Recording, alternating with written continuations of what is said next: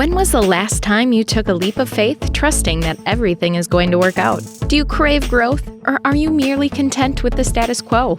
If you want more out of your life, out of your career, and out of your relationships, you are in the right place. Take the leap and discover how to create a life by design rather than living it by default. Real success starts with you. Now here's your host, Colleen Biggs. Hello, everyone, and welcome back to another episode of Take the Leap. As always, I am your host, Colleen Biggs, and Happy New Year, everyone. It is so exciting to be in 2023. What the heck? Where did 2022 go? I don't even know. But I know this. I have been a stepmom for the biggest portion of my life. And today we have the pleasure of talking with Amy Stone all about building your happy home life as a stepmom. Hey, calling all stepmoms out there, being a stepmom isn't always about having a happy home, but that's okay because we're going to give you tips and tricks and tools and things you can use in perspective so you can change all that, because Amy and I have done that. We have been through it. We've had all kinds of stuff slung at us. Trust me, we'll give you some stories today. We're going to get into all of that in just a minute. But before we do, I want to thank the sponsor of today's show, BizBolster Web Solutions. Imagine if you increase the visits to your website and had a consistent flow of new business. BizBolster Web Solutions designs websites and sets up tools that not only attract new prospects, but also starts building the know, like, and trust factor for those prospects when they land on your website. Through exceptional website and targeted SEO, our clients are not only found online, but are also able to convey their area of expertise as well as the what's in it for me to their prospects. Imagine if it was that easy for you to increase sales to your business by driving more traffic to your website. Well, it is. Be sure to visit BizBolster Web Solutions at bizbolster.com to download your free SEO guide and schedule your discovery session today. And by the way, that SEO guide is an amazing guide on just easy tips that you can apply today for you to be able to increase your SEO. What does SEO mean? SEO equals visibility. It's the way that you drive traffic to the hub of your business, which is your website. Y'all know what the Leap community is about. It's about visibility. It's about being seen. It's about being heard. And by the way, Mel Robbins' book, the one that we're reading in our book club, The High Five Habit, did you guys know that she said that is a foundational, through research, that is a foundational need that every single one of us have: to be seen, to be heard, and be loved. So if you're not being seen and you're not being heard and you're only being loved, you're missing out on 2/3 of what it is that you need in your life. So make sure you step up today and join the Leap community. And you can find that at colleenbiggs.com/ or colleenbiggs.net. I don't even know why I said .com, because I still haven't found the lady who has the .com out there, because she's not on Google anywhere. But if she's out there, please give me a call, because I would like to take the .com from you. I would like to have that, please. So I'm colleenbiggs.net / community. So make sure you get out there today and join the community and contact BizBolster Web Solutions and download your free guide. Okay, ladies, here we go. We're going to talk to Amy Stone. But before I do, I want you to learn a little bit about her, and then we'll dive into her stories and why she does what she does today. Amy Stone is a certified life coach who helps adults in blended families. She was a stepmom before she was a mom. I was too. It was really tough. Today, she's a wife, a mom, a stepmom, and a grandma. Amy uses her personal life experience and coaching skills to help flustered and overwhelmed step-parents who want to reduce drama and go from chaos to calm and happiness in their lives. Amy, welcome to the show. That sounded so good. Thank you so much, Colleen, for having me.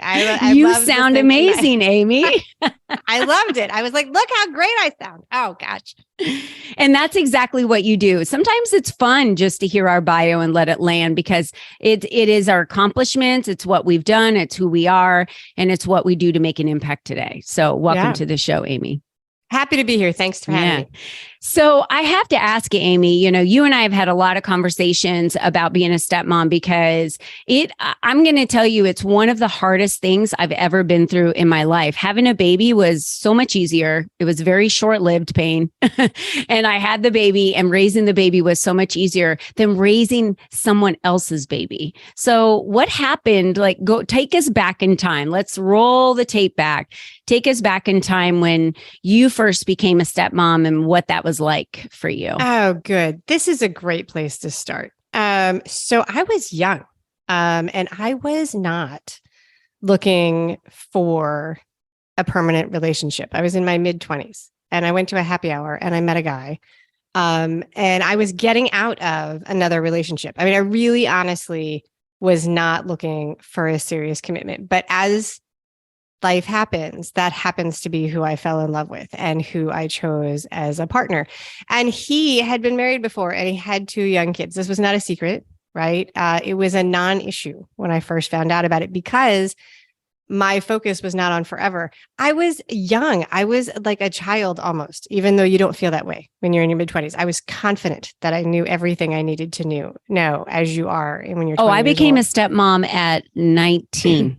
Oh, so you were younger than me. When I married my first husband, I was 19 years old, and he had a little boy, and I was like, what? Right. And I mean, I just didn't know. I didn't know what I was committing to. And people would tell me, they would try and give me hints that I was taking on a commitment. But I truly believe that you can't understand some of these things until you're in it. And it's very easy to judge ourselves for what we didn't know at the time. Yeah. And I just don't know that we can. I mean, maybe some people can, but I look back, I can remember people telling me that things would be challenging and just thinking, oh gosh, they're right. And I equate it very much to having a new baby. And I think that you and I had a little bit of this conversation before. Everybody in the world tells you that they're not going to sleep. This is not a secret. And yet when we experience it, it's like a revelatio. It's like, oh my gosh, they weren't kidding. This little person doesn't sleep. Never sleeps. This is really hard. And being, stepping into being a stepmom was a similar realization to me. I thought I knew what I was doing. I thought the kids were cute. I really was in love with this guy. And it was much more complicated and much more emotionally challenging than I expected. Yeah. I mean, let's just get real. Women out there, we are very nurturing beings. It's in our DNA, from centuries ago, going way back to the beginning of time, having babies and nurturing babies, or nurturing babies that even aren't ours, other people's children, right? The nurturing factor is just in our being. It's who we are. So naturally, you want to nurture this child. You want to love this child, and you want the child to love you. And sometimes that relationship can be easy with the child, but can be extremely difficult with the ex that's still in the picture, depending upon, I mean, there's every scenario in the book, right, Amy? That's right. Yeah, you could have this great co-parenting that's happening, and then the child hates you. Right. Because they think you broke up their parents and you weren't even around, or they just want their parents back together. And so they hate you. Like you did nothing, but they hate you. Right. Or you could have a situation where the child absolutely loves you, but the ex-wife hates you. And so because her mom hates you, she's caught between the middle because she thinks you're a great person. She loves you. And I find that these children just get pulled in the directions, and they're always the ones that lose. Always the ones that lose. We don't ever lose because we are adults and we can control our emotions. We can see things through a different perspective. It's always the child that loses in any situation like that. They have the most exposure for sure. They have do. the most exposure. One of the things, I agree with you 100%. One of the challenges of being in this space and as a stepmom looking for support and looking for community, right? One of the challenges is that each situation is alike, but also can be very different. And that's not just true for blended families. That's true for every family, right? So you've got, and people will make generalized broad stroke advice that may not apply to you at all. You can be, and you alluded to this, people have been step parents since the beginning of humanity, right? There's no time in the past where this didn't exist. One of the things that is a buzzword for me that people will try and make this a modern problem. I'm like, show me the time in history where this didn't happen. Show Show me the time, because I don't think it exists, right? That's like a problem with nostalgia. Men were sleeping with like a lot of women and having a lot of babies. And that was like, that was and that's women what they're died. built for. Right. And women used to die all the time. Yeah. And much other more moms often, had to take care of the babies. 100%. Yeah. Right. Mm-hmm. This has always been around. Yeah. And but the situations can be very different. And where I think that becomes a struggle for step parents and stepmoms is that difference and the challenges can be an obstacle for looking for support and looking for help. You can really feel like an outsider in every situation. So, there are like unlimited ways that blended families form. There are unlimited ways that people become step parents. Divorce could be a thing. There may not have been a first relationship. Somebody can die. Somebody can have stepped out. All of these combinations of things. And I just listed those, but there's a lot. There's every time I would think that I would know all of them, something new will come up. And what's super interesting for those of us who have been in this for a little while, and I don't know if you're like me, is that over time, this made me very, very inclusive and non-judgmental when I would run into other people, right? Yeah. And that's probably one of the reasons I ended up doing what I'm doing, is that people began to safely approach me with the understanding, like, so I feel a little awkward bringing this up, but here's what happened. Here's what's happening in my family. And then I could be a sounding board. I could be a person to tell who wasn't going to say, oh, well, that's not right. You shouldn't do that. Here's why I think you're the expert on this. When I was going through divorces, dealing with exes, I dated someone once who had never been married, but I had children. And that was even harder, I think, sometimes because it was my children, but he constantly told me all the things I was doing wrong as a mom. And I'm like, but you're not even a parent. That was I knew a lot more about parenting before I was a parent. Got to admit, I had a lot of really, really strong opinions about parenting. Of course you did. Of course you did. So here's the other thing I want to, I would love to dive in a little bit to your story, and why I think you're the expert is because you've lived through it. When like you said, the support systems, they're out there, but people aren't tapping into them. When I was a stepmom, I tapped into my girlfriends. Those were who I talked to.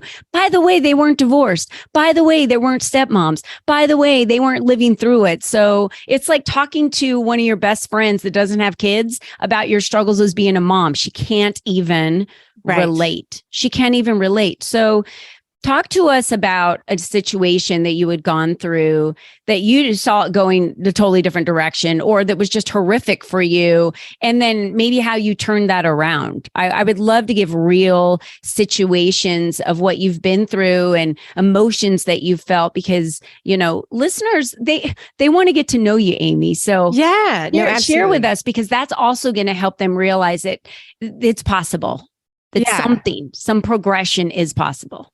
Progression is definitely possible. And one thing that I like to tell people, my stepkids are grown. So when I met them, they were young, 4 and 8, not babies, but 4 and 8. Yeah. And that's, the 4-year-old was young enough that he doesn't remember anything where I was not a part of his life, right? The 8-year-old definitely remembers her parents being together. And that is a distinction. Like, so one of the complications of working with this is it really does matter how old the kids are, right? Yeah. People are getting married and divorced and separating and recoupling for a variety of reasons all through the life course. I think you may have been the person who told me this. The fastest growing group of divorce is the silver or the gray divorce. Like, so it's 50-year-old and up people who are getting divorced. That's because what happens, because their kids are grown and out, and then they're finally like, I can't live with you anymore. We only stay together for the kids. For the kids, exactly. Well, that's a different situation. Those kids are different than a 4-year-old and an 8-year-old, right? Totally. But, totally, right? Those kids, they're, those can be your friends. Those can be your friends, right? They're older. Sure. They don't need a juice box. No. And they're not looking for a mom. They and they're have not a mom, right, exactly. And you don't need to mother them. Right. Yeah. So you asked me this question, which is an excellent question. My mind immediately went blank the way you forget how to breathe when the doctor asks you to breathe normally. I'm like, I've had what hardship? I've never had any hardship. So, but I'll give you a couple. Probably I was a child-free stepmom, right? Which there's a different situation when you have experience raising children and if you don't. I didn't have any kids yet. I was operating under the presumption that having been a child at one point gave me the experience to be with other children. That's an inaccurate way to start, but we do a lot go through it. I was completely unprepared and I didn't know it, for how young children are like the black hole of available resources and time. I just really did not know. I really, really thought that the small children should be a little bit more independent, have a little bit better manners, maybe sleep in a little later in the morning, do a better job sleeping during the night, be better communicators, require less imagination time. Like it requires, there's no limit to the amount of resources that small children will take up in a family. Like, so in my blended family, we ended up with 4 adults. You could have provided 25 adults and these kids would have been like, yay, more people to spend all of the time. Mm-hmm. And this was a problem for me. And it showed up as a problem for me in a really, really common way, in that I really took it personally when things were not the way I thought they should be. And a huge part of my own journey is learning that lesson over and over again, that so many of the things that were going on that I was taking deeply personally, really not about me, really just not about me at all. Right.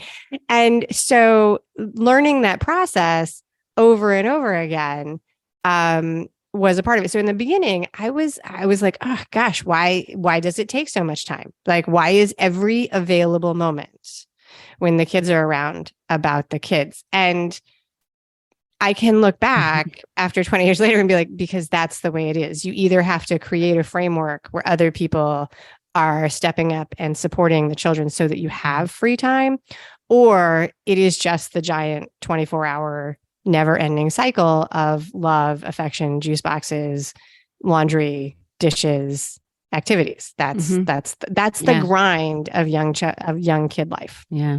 Yeah, it really is. And, in my first marriage, I really didn't have any issues with the mom. She was, would drop off the child. We would see him. What was it back then? Oh my gosh, this was 30 some years ago. It was, they would drop them off, for every other weekend. That's what we had. Dad. That's what kind of had when dads had it, and so he was little. He was like 2 years old. And of course, I could take care of him and change his diaper and that type of thing. And I actually enjoyed that time with him and was super sweet to the mom. And that was one of my experiences. And then when I married my husband I'm married to today, and we combined our children, 5, he had 5 and I had 2. And the ages ranged from 10 years old to 19 years old. Yeah, it's a big so spread. There was a huge spread in there for these kids. And some of them were the same age. The 2 boys were the youngest ones at 10. So I had still had a pretty big impact in their life and had gone through high school graduations and college graduations and weddings and having children. And I think, my husband and I made this pact in the beginning, which was they have a mom, they have a dad, right? My kids have a dad, your children have a mom. However, under the rules of this house, we have to have house rules.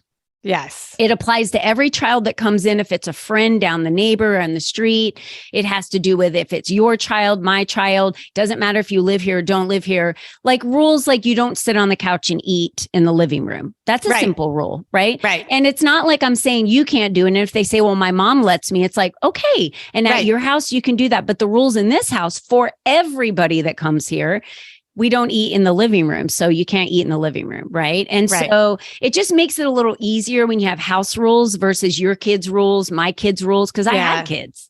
Right. And I call them house rules too. And you had existing house rules and you were used to applying them. I didn't have any when you didn't have children. And we all have like, hidden things that we're used to that we don't realize are our house rules, like that we set up from our family. And that's part of the just challenge of changing who you cohabitate with, right? Like, so like I'm real quiet at night. My husband is like a herd of elephants, right? That was an adjustment when we started living together. I was like, why do you not understand that you were really loud? And he's like, I'm not loud. And I'm like, how do you not know this about yourself? But that's just the process of living. Because he didn't live with you before. He lived on his own, or maybe someone didn't tell him. And his family's all loud at night. It's like a difference in the families.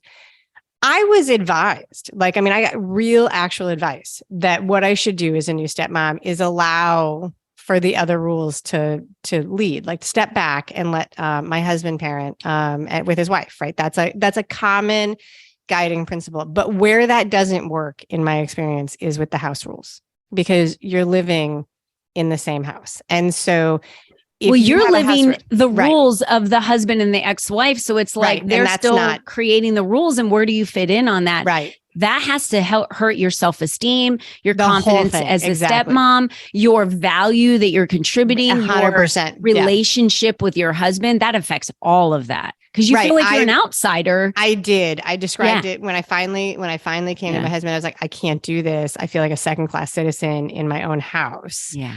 And that was never his intention. That was nobody's intention. No. He was not the person who suggested it to me. Like I was working with, but I had to learn that. It's a thing that I often share with people how to do, right? Because sometimes we have an unknowing, like we don't realize we have this, but we have this self pressure that we're trying to do this step parenting or the parenting thing the right way. Right. So we will tell ourselves, oh, like if somebody says to you, you should let the parents do the discipline and the parenting, then we'll say, oh, well, that's the right way. So then what I need to do is subjugate myself and not get involved. If it upsets me, I must be doing something wrong. I'm not good at this. Like there's something wrong with me. And that was hard for me. But what I realized was it's like, listen, I live here. It is worthy. It's totally valid that I want to have a clean house. Like, and this is not because I'm a stepmom. This is not because I'm a weenie. There's nothing about this. This is just what I want in the house. And how are we going to make this work so that we do this? And the way I recommend is exactly what you're saying. House rules. One of the sticking points that people will sometimes get with this is what you said, which is like, hey, well, it's different at my mom's house or it's different at the other parent's house. And here's the thing, right? It's different at every house. It's going to be different at grandma's house. It's going to be different at your Aunt Susie's house. It's going to be different at your friend Joey's house. Every house has its own rules. So kids are totally able to figure out that one house has one set of rules and one house has another set of rules. And the thing that is really helpful for us, and I don't know if it was the same for you, is that we sometimes think the rules are clearer to the kids than it is. So there is a part in a blended family where you kind of have to sit down and be like, so what are the rules? Like, what are our rules? Like, what are we saying to each other? And what are we saying to the kids? Like, what are we saying to the kids? And it feels very institutional and like you're setting up a classroom or something. And that's a pretty good example. Like when kids walk into the classroom for the first day, the rules are there. It's like class starts at this time and you sit in your chair. And so when you've got kids who are doing transition between two houses, it's not unreasonable to sit down and be like, hey, you may not have realized this, but we flush the toilets after we go to the bathroom. Like, I don't know what other people do, but that's going to be the rule in our house. And, and then a piece that I alluded to earlier that I wasn't good at that I had to learn is just the awareness that small kids, and when I say small kids, I generally mean maybe under the age of 30, they're not going to get it right. Like most of the time. And that's not because we're doing it wrong. That's because that's the way the world works. You crack me up. It's so true. And I would love to add this because I've lived through it. Your responsibility is not to tiptoe around the children. Right. Ever.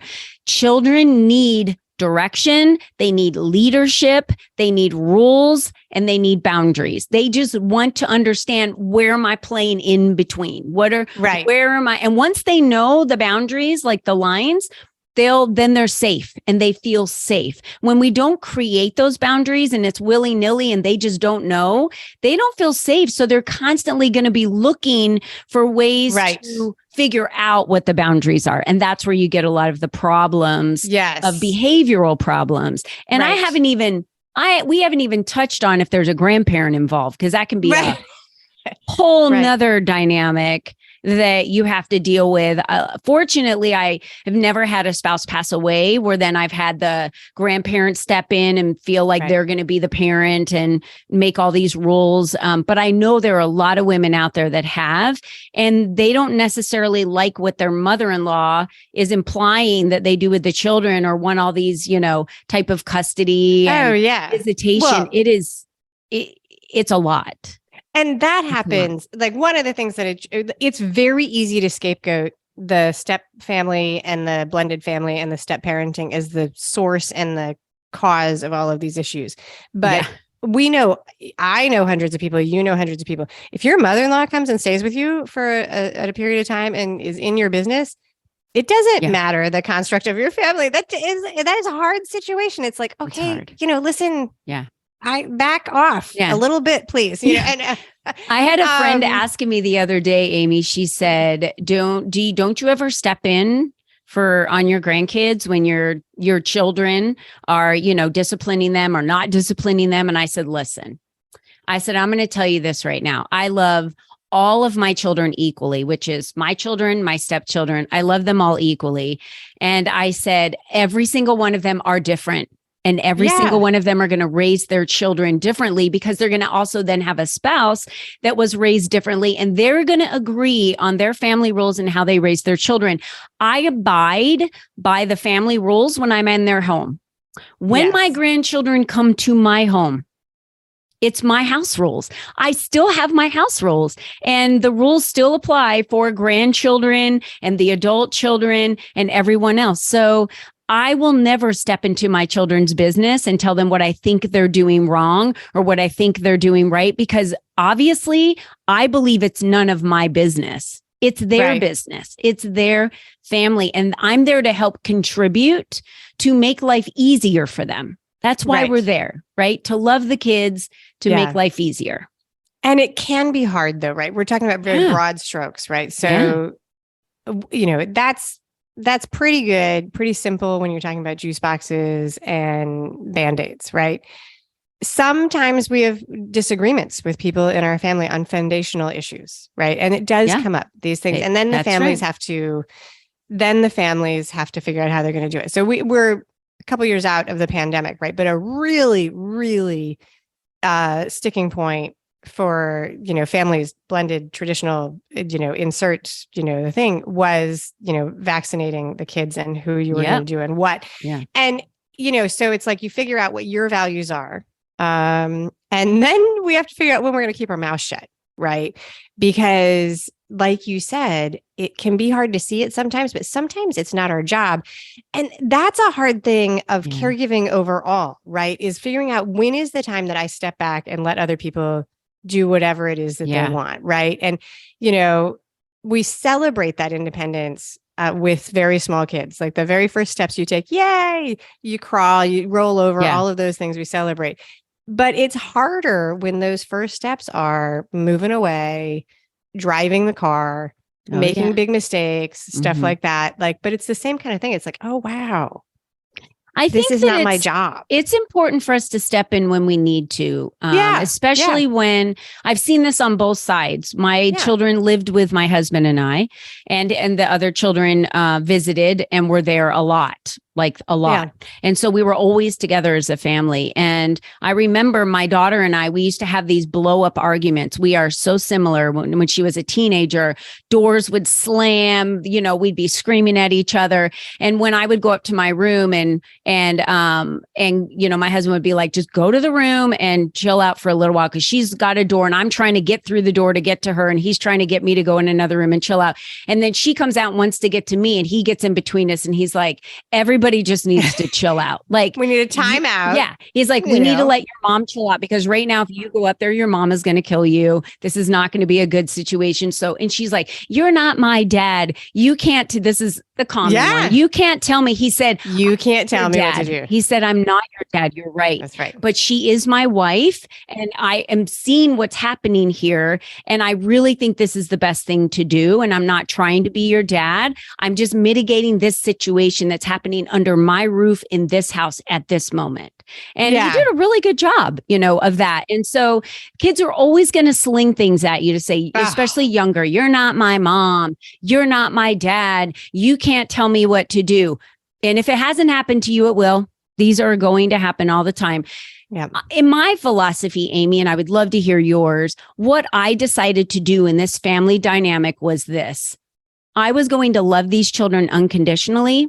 That was it. I wasn't going to change my lifestyle for them, because I had children. I had been raising children. He had been raising children. We were going to continue with our lifestyle, the way our lifestyle is. I wasn't going to apologize to the children for anything that they thought I was doing wrong that I wasn't. And we decided just to show them how much a couple loves each other, to show them how much you can love children unconditionally, and how no matter what blood you have running through your veins, we're all one big happy family, including the stepdad, the stepmom, all of that. No matter what. one of the things well, I don't know when I made the transition, and it's something I think a lot about. But one of the transitions I definitely made at some point of this is that I do think of my family as that whole big extended unit. Yeah. Like I am not, my husband has been divorced a long time. She's still a part of our life, his ex-wife. Absolutely. And my stepson just got married, and we were there the whole weekend together. Oh, yeah. So I think of that whole group, her Yeah. family, I think of as a part of my family, That's and right. all of those things. Yeah. Right. And that, who would have ever told me that? Like, I had no idea, but I definitely think that's there. The way in my mind, I think we have very similar. I say, I start with love, like what feels like love here, right? Because sometimes as a caregiver and as a parent, what is loving doesn't feel very good in the moment, right? Like, so, when you've got a kid who's veering off into a problematic area and you have to institute changes in the house and so on and so forth, all those things that happen, taking people from adorable little babies who do everything that we tell them to because they don't have any words yet, up through grown adults. Sometimes the way we interact with the people in our families can be from love, but not feel great at the moment. Yeah. Right. And so, but it has to feel like love to me, right? Yeah. If I know that the reason that I'm doing this, hey, the reason I'm grounding you and you can't go to this party is because I love you and there's a lesson here and so on. And that's how I work through it. And the hidden thing there that I had to learn and have to work to practice is the person I love also is me. Like it can't be, I'm going to do this for you. And you talked about I'm not going to apologize for what I'm doing. That's love for yourself, right? That's right. I love me. And so I have respect for me and compassion for me. And I know that I'm going to make mistakes and be imperfect. I love myself. And that's what fuels me being able to love other people. I agree.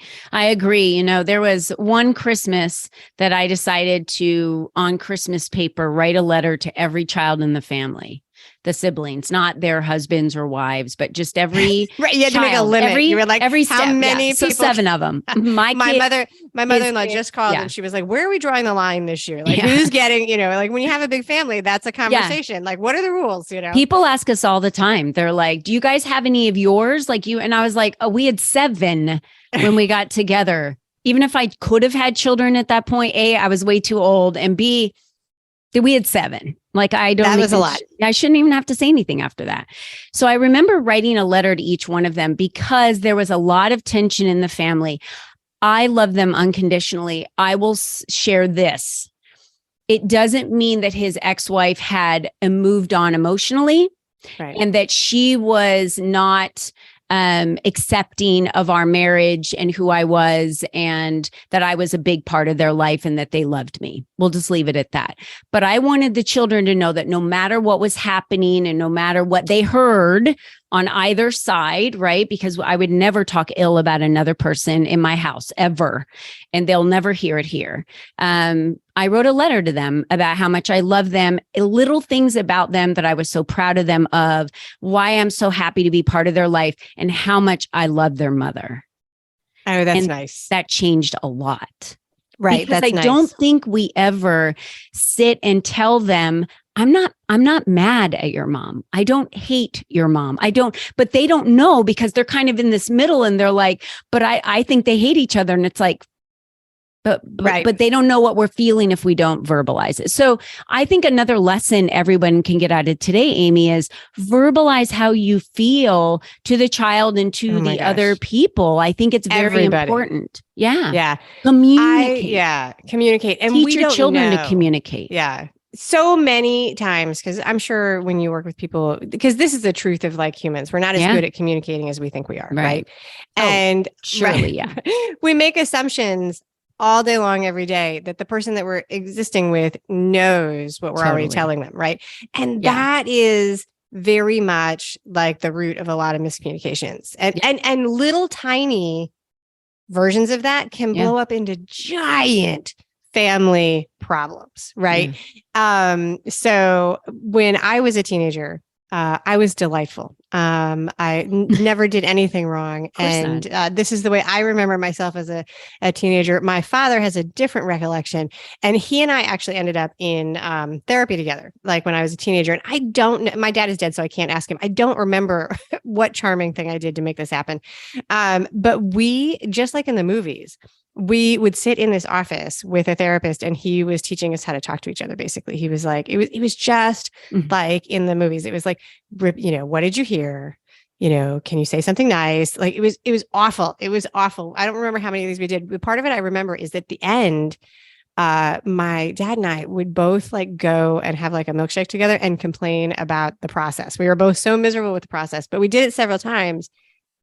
That part, though, of repeating back what you hear somebody say is like a life skill that I am thankful for every day. Mm-hmm. People will say to me, blah, blah, blah, blah, blah. And I'm like, okay, so are you saying that this is the line for the produce? Like, what are you saying to me? And that re-communication of what it is so important because we don't know. And we think they hear. We think they know, or we think they just know. And yes. One of the biggest and best, so kids who are transitioning, cohabitating between houses, right? Little kids will assume that you know everything that has happened in the other house, and they will talk to you as if you know, right? Yep. It's like it's like you should just know, and you don't know because you weren't there, and they don't know how to tell you, right? They just don't. Teenagers will assume that you know whatever is in their head. Yeah, that's right. Right. Without anything, you say, hey, good morning. And they react however they're going to react. And you're like, oh, I wish that made sense. But I assume, like it's a part of being a human being. But that one little skill, which you demonstrated so lovingly with your family of taking the time to get it out so they can see it. I saw a very touching thing on social media, which I love social media, which was like, those speeches that we give at people's funerals. We should do that. Like at birthday parties and dinner parties. We should tell people these things because, we don't. I wish we did, but we don't. It was interesting. I used to text all my, I still do, but I miss some of them, like my in-laws, some of the son-in-laws and daughter-in-laws. I don't catch everyone. And sometimes I make a mistake because there's 28 of us, right? So I make a mistake sometime and I don't catch all the grandkids every birthday and I don't get a text out on the day and it might be the day after. And one of my son-in-laws said, yeah, what happened with that? You used to text us every time on our birthday and that was so cool. And that's nice. I was like, oh, I didn't realize how much it meant to that person. And then now I'm really screwing up, So it's the little things that matter. And that's why I'm bringing it up. It's the little things that matter. So we've talked a lot, all around all the areas today. And here's what it all comes down to. You need to have a support system of someone who's been through it, who knows it, who can guide you, who can give you the advice, who has been certified like you are, Amy, not your girlfriend who's never been through a divorce, never been a stepmom, never anything. And she's trying to give you advice and tell you what to do. Like I remember my girlfriend saying, girlfriends were like, why would you give him 50% of the time? Because he's the dad. Mm-hmm. And I feel like it's 50-50. So it's 1 week on, 1 week off. That's absurd. You're supposed to have him way more than that. I'm like, why? That doesn't make any sense. But all my friends thought I was crazy because I did 1 week on, 1 week off. And I thought that was so much better for my children to switch on a Sunday and have a full week with a parent and then come back and switch. And they don't do this in between school thing, on a Tuesday or a Thursday or a half a day I was like, I'm just going to make this easy, but my girlfriends thought I was crazy and that I was giving him too much. And I was like, when did it become you have to hate your ex just because you're divorced? I don't understand that. So, and there's a lot of that. There's a lot of that. And I'm not downplaying the anger and I'm not downplaying the stuff like that, but there's, it can be harder than you would think to find people to support you in being happiness. Like, I mean, I talk about it. I'm like, I sell happiness. That's what I'm selling. I'm selling happiness. And the first line of support when you went to your girlfriends, which is actually pretty smart, but if you ask for help, the first line of support for people who are in family struggles is lawyers, doctors, Oh yeah. and religious Therapists, advisors, right? Yeah.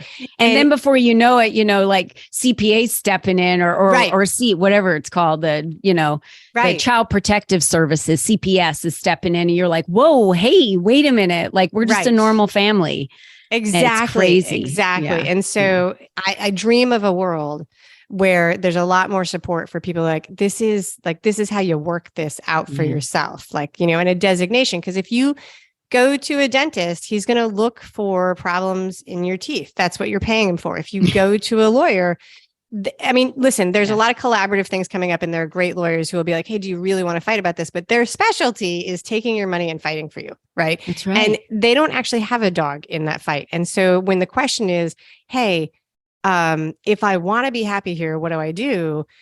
It's harder to find a person who can answer that than you want. It's really easy for people to say, get divorced, throw it out the window, be angry, fight, throw money at it, diagnose the problem, blame other people. Those are the things that a lot of people have. And I am a little salmon swimming upstream saying, want to buy some happiness? Want to buy some happiness? I love it. Happiness. That's what we're talking about today. So to all the stepmoms out there that are listening to this and you're just like, oh, that's me, or I've been through that situation, or I am drowning right now and I need some help. You can build a happy home life because Amy did and I did.